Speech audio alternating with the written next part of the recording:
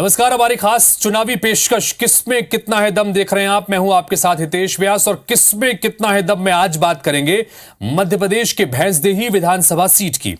महाराष्ट्र की सीमा से लगा हुआ भैंसदेही आदिवासी बाहुल इलाका है। भैंसदेही विधानसभा सीट पर हमेशा से बीजेपी और कांग्रेस के बीच कड़ी टक्कर होती रही है। एक बार कांग्रेस तो एक बार बीजेपी को यहां की जनता मौका देती है। आठनेर, भीमपुर और भैंसदेही इलाके से इस ब्लॉक से बनी इस सीट पर सामाजिक गणित हमेशा से हावी रहा है। इस बार बीजेपी की कोशिश होगी कि वो कांग्रेस को यहां फिर से जीतने से रोके, तो वहीं कांग्रेस के सामने एक बार फिर से लगातार चुनाव जीतने की चुनौती होगी। कांग्रेस से यहां मौजूदा विधायक धर्मू सिंह सिरसाम हैं, तो भाजपा ने प्रत्याशियों की पहली सूची में इस सीट से महेंद्र सिंह चौहान को एक बार फिर से मैदान में उतारा है। और IBS 24 के इलेक्शन स्पेशल कार्यक्रम में आज हम जानने की कोशिश करेंगे कि भैंसदेही की इस भिड़ंत में आखिर किसमें कितना है दम, चूंकि भैंसदेही की इस सीट पर इन दोनों प्रत्याशियों के बीच अब चौथी बार आमना सामना होगा और महेंद्र सिंह को एक बार फिर से मैदान में उतारकर यहां पर भारतीय जनता पार्टी ने अपनी तरफ से प्रत्याशी का ऐलान कर दिया है। पांचवी बार महेंद्र सिंह चौहान लगातार इस चुनाव पे इस सीट पर चुनाव लड़ेंगे। धर्मू सिंह सिरसाम 2 बार यहां से विधायक रह चुके हैं।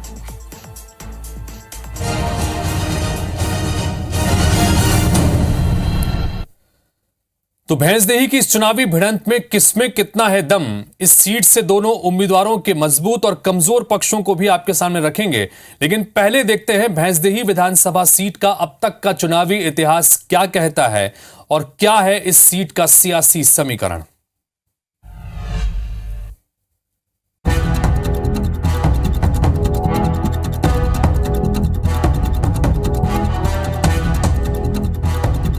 अनुसूचित जनजाति वर्ग के लिए आरक्षित भैंसदेही विधानसभा सीट आदिवासी बाहुल्य इलाका है। इस सीट पर हमेशा से बीजेपी और कांग्रेस के बीच कड़ी टक्कर रही है। यहाँ सामाजिक गणित हमेशा से हावी रहा है। क्षेत्र में कोरकू और गोंड जाति के लोग बड़ी संख्या में रहते हैं। इनके वोट ही हार जीत का फैसला करते हैं। बात इस सीट के इतिहास की करें तो 2018 विधानसभा चुनाव में कांग्रेस के धर्मू सिंह सिरसाम ने बीजेपी के महेंद्र सिंह चौहान को 30,880 मतों से हराया था। 2013 में बीजेपी के महेंद्र सिंह चौहान ने कांग्रेस के धर्मू सिंह सिरसाम को 13,276 मतों के अंतर से हराया था। वहीं 2008 में कांग्रेस के धर्मू सिंह सिरसाम ने बीजेपी के महेंद्र सिंह चौहान को 6,384 मतों के अंतर से हराया था। 2003 में बीजेपी के महेंद्र सिंह चौहान ने कांग्रेस के रामा ककोड़िया को 10,027 मतों के अंतर से हराया था। अब इस सीट में आठनेर क्षेत्र जुड़ जाने से कांग्रेस के वोट बैंक में वृद्धि हुई है। वहीं पहले से भीमपुर क्षेत्र में बीजेपी मजबूत मानी जाती है। वहीं अब भैंसदेही विधानसभा सीट पर गुणवाना गणतंत्र पार्टी और जयस इस बार काफी सक्रिय हैं, जिससे कांग्रेस और बीजेपी की मुश्किलें बढ़ सकती हैं। भैंसदेही विधानसभा सीट से कांग्रेस के धर्मू सिंह सिरसाम विधायक हैं। वहीं यहां से बीजेपी ने पूर्व विधायक महेंद्र सिंह चौहान पर एक बार फिर से विश्वास जताया है।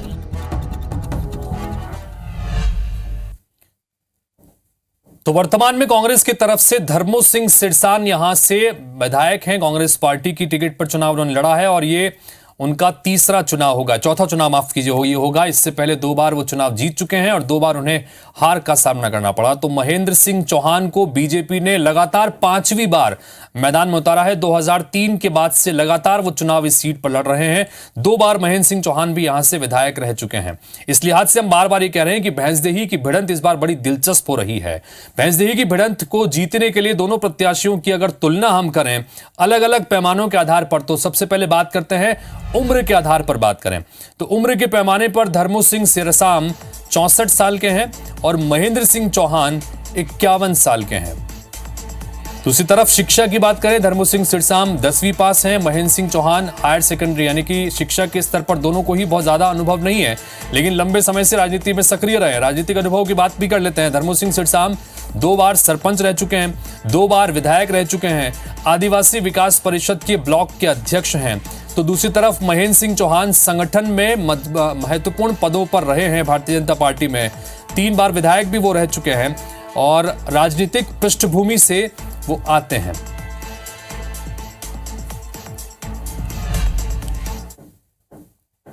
पहले बात करते हैं आज धर्मो सिंह सिडसाम की, जो कांग्रेस पार्टी के वर्तमान विधायक भी हैं। इससे पहले भी वो 2013 में भी विधायक रह चुके हैं। मजबूत पक्ष की उनकी बात करते हैं। धर्मो सिंह सिडसाम के क्या मजबूत पक्ष हैं? तो विधानसभा क्षेत्र में लगातार सक्रिय हैं, संगठन की पसंद है। कांग्रेस पार्टी की तरफ से एक बार फिर से इन्हें मैदान में उतारा जाएगा, इस बात के पूरे संकेत हैं। क्षेत्र में अच्छी छवि इनकी है। गौंड जाति का होने की वजह से आदिवासी वर्ग का अच्छा समर्थन मिलता है, चूंकि ये एसटी आरक्षित सीट भी है। इसी तरह से धर्मो सिंह सिडसाम जो कि कांग्रेस पार्टी के विधायक हैं, उनके कमजोर पक्ष भी आपके सामने रखें कि ये वो कमजोर पक्ष जो चुनौती बन सकता है धर्मो सिंह सिडसाम के लिए, उसमें ये कि जनता की नाराजगी इनके प्रति देखने को मिलती है कई इलाके में। एंटी इनकम्बेंसी का खतरा भी इनके ऊपर है, चूंकि 5 साल ये और 2013 के 5 साल का कार्यकाल भी इनके सामने है और उस काम को लेकर एंटी इनकम्बेंसी बन सकती है। जय आदिवासी संगठन और गोंडवाना के जो है गोंडवाना पार्टी के उम्मीदवारों से इन्हें नुकसान हो सकता है अगर इनके उम्मीदवार भी मैदान में होते हैं, चूंकि आदिवासी बाहुल इलाका है। और अगर वो मैदान में होते हैं तो टिकट कटेंगे, वोट कटेंगे, तो ऐसी स्थिति में नुकसान हो सकता है। क्षेत्र में कोई बड़ी उपलब्धि नहीं है, लगातार विधायक रहे हैं, 2 बार विधायक रहे हैं, उसके बावजूद भी कोई बड़ी उपलब्धि नहीं है। तो ये कमजोर पक्ष है धर्मो सिंह सिडसाम का, जो इनके सामने चुनौती के रूप में होगा। तो कांग्रेस की तरफ से विधायक है धर्मो सिंह सिडसाम, और एक बार फिर से जीतने के लिए कितने तैयार हैं, इस बार उनका खुद का चुनावी प्लान क्या है, हमारे संवाददाता विवेक पटैया ने उनसे बातचीत की, सुनिए।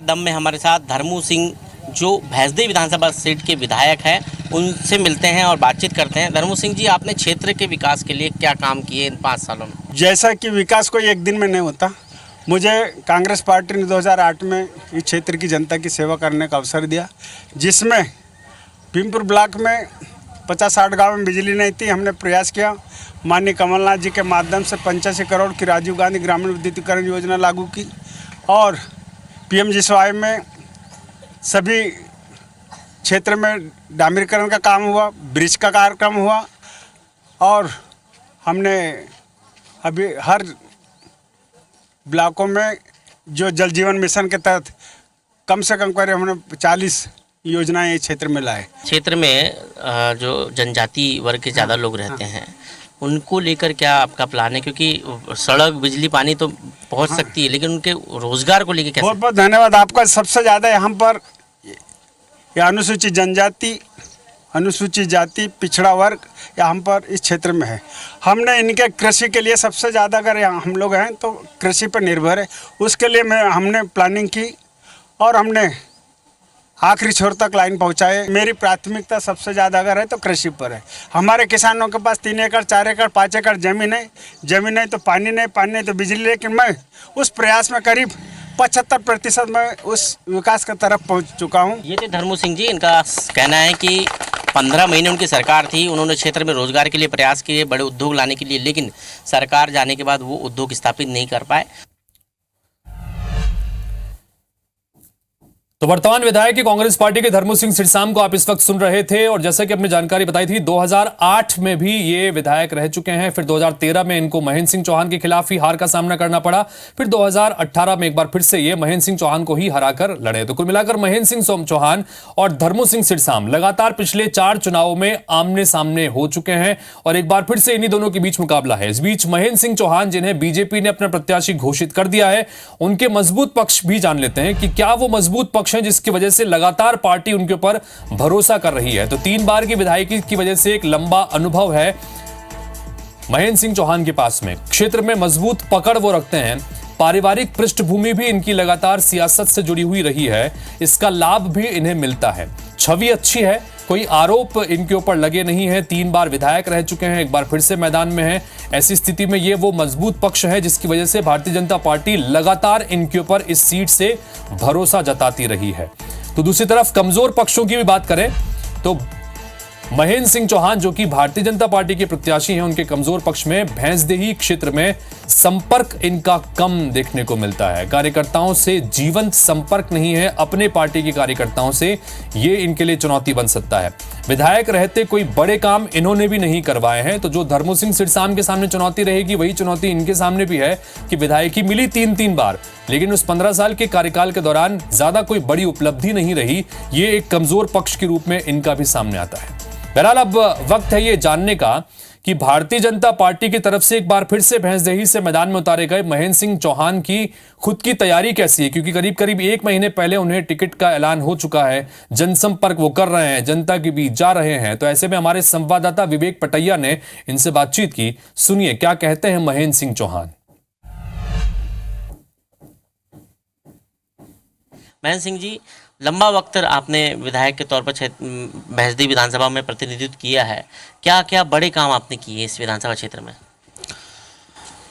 शायद आप सबको पता होगा कि भीमपुर और भैंसदेही का जो हमारा क्षेत्र है, जो कभी पहले काला पानी के नाम से जाना जाता था, आज हम किसी भी फील्ड में चले जाएं, चाहे हम रोडों की बात करें, चाहे पुल पुलियाओं की बात करें, या बिजली की बात करें, स्कूलों की बात करें, और तो और हम स्वास्थ्य की बात भी करें, मेरे ख्याल से वो जो कांग्रेस के 60-65 सालों में जो नहीं हुआ, लगभग इन 18 वर्षों में लगभग शिवराज जी के शासनकाल में सारे कार्य हुए हैं। अभी जब से आपको टिकट मिला, आप लगातार जनसंपर्क कर रहे होंगे, सरकार की योजनाओं का कितना असर है? चाहे वो लाडली बहना योजना हो या जो सीखो कमाओ योजना हो, क्या असर है जनता के बीच में?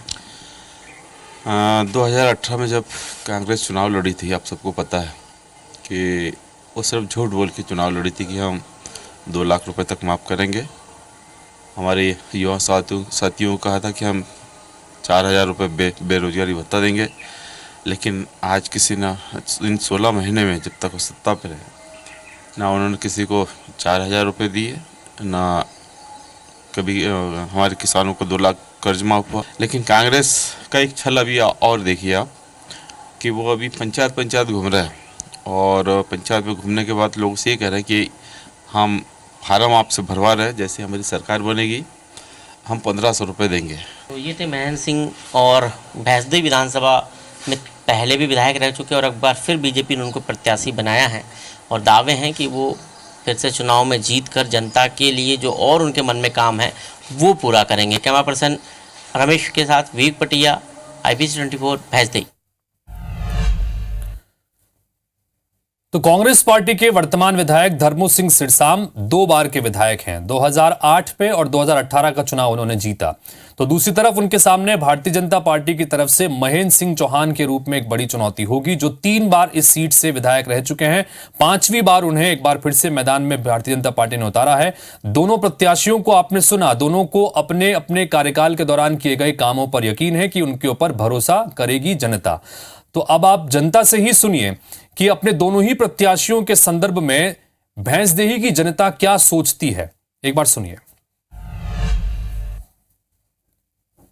क्षेत्र के विकास को लेकर के हम ये कहेंगे कि कांग्रेस ही क्षेत्र का विकास कर सकती है। हमारे एरिया में विकास हुआ तो नहीं है, परंतु मुझे ऐसा लगता है कांग्रेस कहीं ना कहीं बहुत प्रयास कर रही है। रोड, बिजली, पानी ठीक है, पर थोड़ी समस्या, कुछ रोडें ऐसी है जो मुख्य रोड से जुड़ने में वंचित है। सब चालू है, सड़क, बिजली भी है, कहीं नहीं भी है, सब भी है, कुछ काम बाकी भी है। विगत कई वर्षों से यहाँ के लोग पलायन कर रहे हैं, लेकिन गवर्नमेंट का कोई भी ध्यान नहीं है, और अब तो गवर्नमेंट चेंज होना ही चाहिए, परिवर्तन जरूरी है। यहाँ के युवा बेरोजगार, उनको काम मिल सके, बस यही यहाँ पे विडंबना के विषय की युवाओं को रोजगार के अवसर प्राप्त नहीं हो पाते।